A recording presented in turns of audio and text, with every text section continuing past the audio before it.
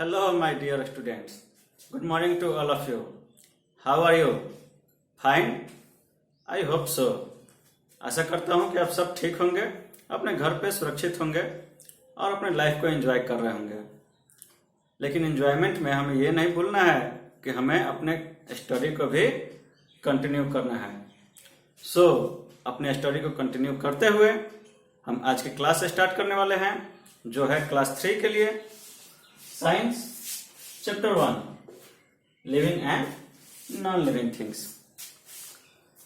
तो हम अपने आसपास बहुत सारी चीजें देखते होंगे। चेयर्स हैं, रबर हैं, पेड़ पौधे हैं, गाड़ी है, पशु पक्षी हैं, घर है, बिल्डिंग है, दुकानें हैं, रोड्स हैं, रिवर है, माउंटेन है, बहुत सारी चीजें हैं हमारे पास जिसकी हम काउंटिंग करें तो बहुत लेट लग जाएगा। अनकाउंटेबल थिंग्स हमारे चारों तरफ फैले हुए हैं, जो क्या करते हैं, हमारे इन्वायरमेंट को क्रिएट करते हैं, हमारे इन्वायरमेंट को बनाते हैं। तो अपने आसपास की चारों तरफ की चीजों के बारे में एक ब्रीफ नॉलेज के लिए हम पढ़ेंगे चैप्टर 1, जो है living and non living things. आप सोचेंगे कि मैं बोल रहा हूं कि living things and non living things, तो ये होते क्या है living things and non living things?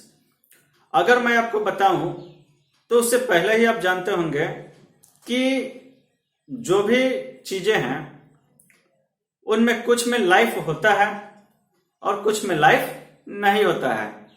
जैसे एक डॉग में लाइफ होता है बट इस बोर्ड में लाइफ नहीं है। और लाइफ का सेंस हम क्या समझते हैं, लाइफ क्या कहा जाएगा?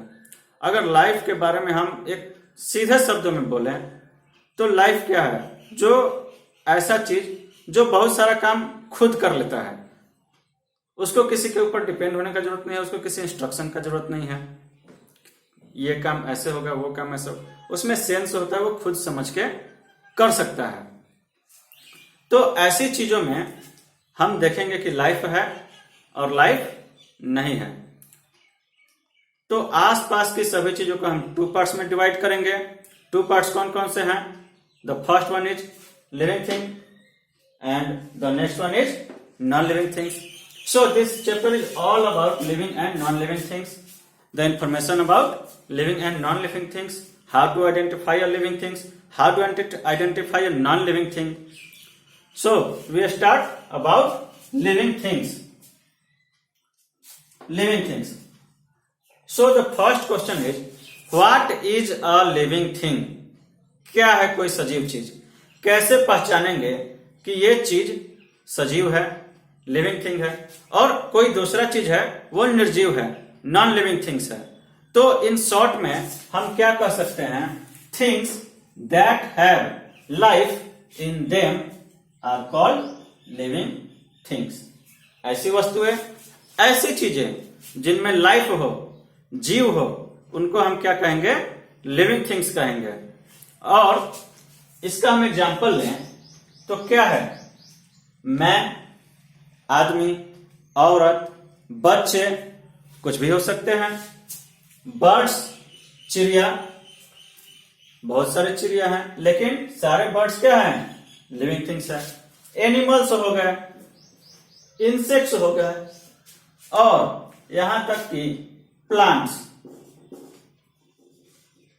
भी क्या है? ये भी लिविंग थिंग्स है।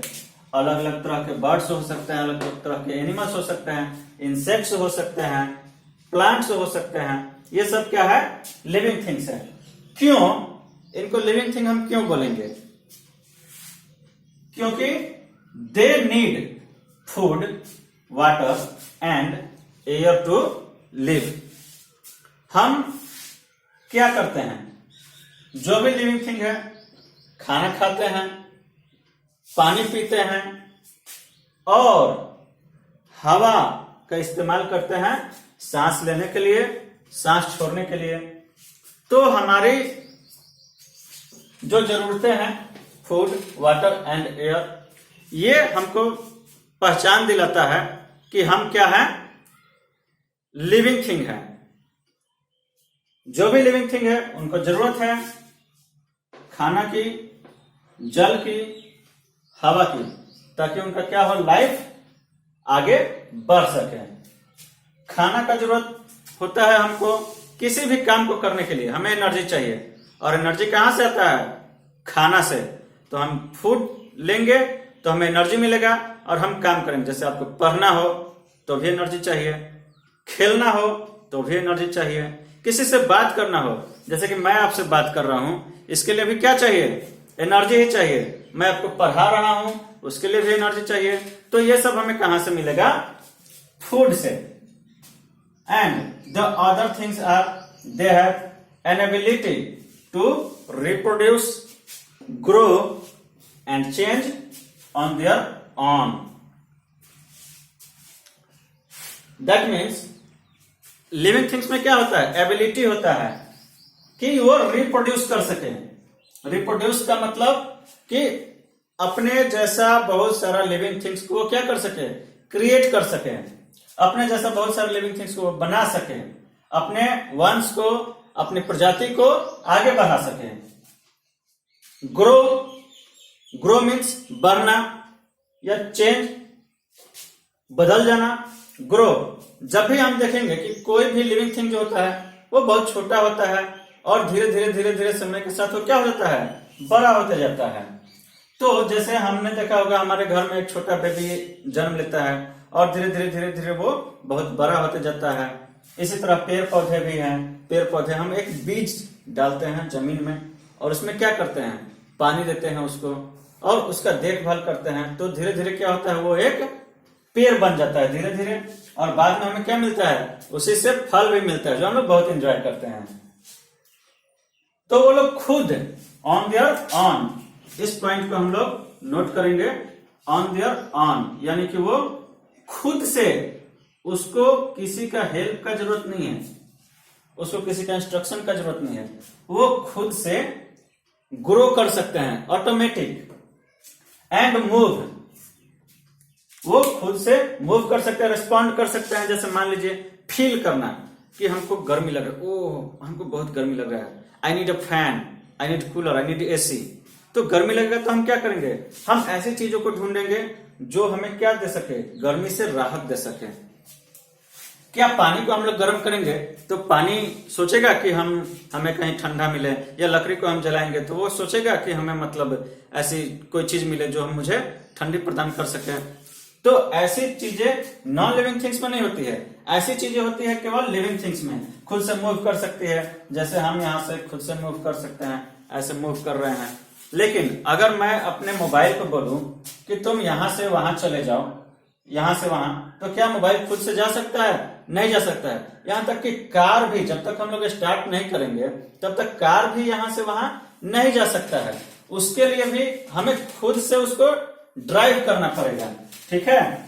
तो मूव और रिस्पॉन्ड, यानी कि हम लोग फील भी कर सकते हैं, कोई चीज गर्म है, ठंडा है, तीखा है, मीठा है, हाउ मच, कितना, इतना सारा, ये सब हम लोग क्या कर सकते हैं, रिस्पॉन्ड कर सकते हैं। लेकिन नॉन लिविंग थिंग्स में ये हम देखेंगे कि क्या क्या हो सकते हैं।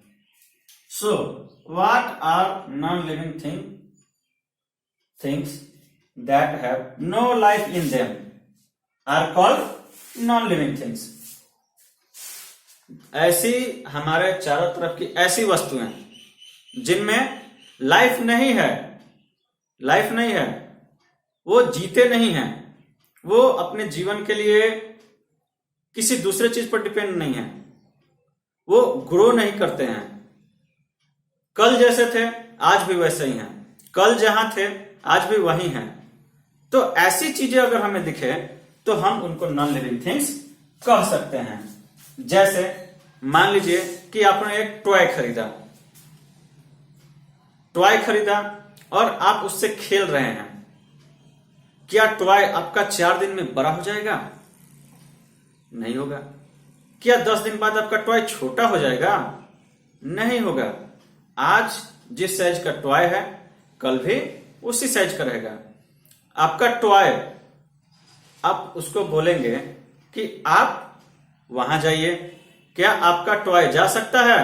बिल्कुल नहीं जा सकता है, क्योंकि वो एक नॉन लिविंग थिंग है। So chair non living thing, table non living thing, car is also non living thing, book, pencil and etcetera. Many things you see around you may be living things and may be non-living things. So, how to identify these non-living things? The first point, non-living things do not need food, air and water.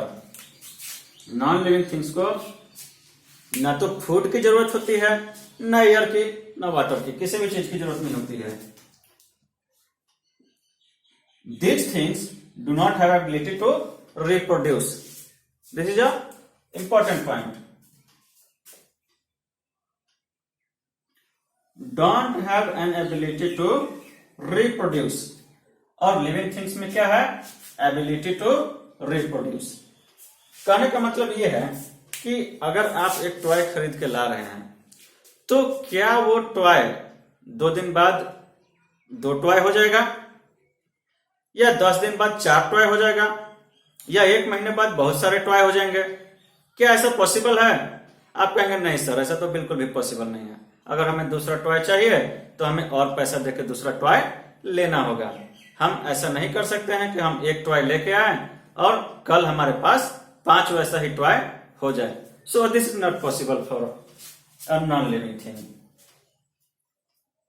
Grow, जैसा मैंने अभी समझाया आपको कि इस sketch का size ना तो घट सकता है और ना तो बढ़ सकता है ऑटोमेटिकली, चेंज भी नहीं हो सकता है, ना मोटा पतला बड़ा छोटा कुछ भी नहीं हो सकता है। खुद से हम इसको कर सकते हैं। ऐसा ना सोचिएगा कि सर मैंने इसको काट दिया ये छोटा हो गया। नो, खुद से नहीं हो सकता है। मूव, खुद से नहीं चल सकते हैं और फील भी नहीं कर सकते हैं। The most important thing about a living thing and non-living thing, that living thing can feel the changes in our environment, and non-living things cannot feel the changes in our environment. So, these are all about a non-living thing, living thing and non-living thing in short. Tomorrow we will discuss about living things and non-living things in details. So this is all for today. Thank you very much.